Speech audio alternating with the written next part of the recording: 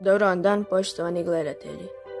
Danas vam predstavljam kovanice od 1 centa Sjedinjenih Američkih Država iz 1945. i 1983. S lijeve se strane nalazi 1 cent iz 1945.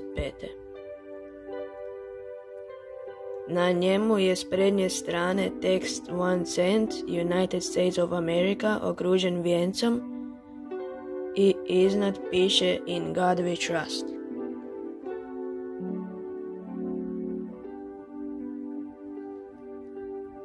Na prednjoj strani kovanice iz 1983. nalazi se zgrada iznad koje piše E Pluribus Unum i natpis USA.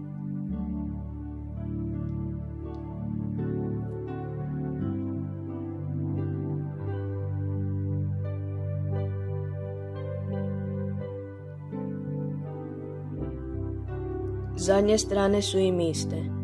Na njima se nalazi Abraham Lincoln, 16. predsjednik SAD-a.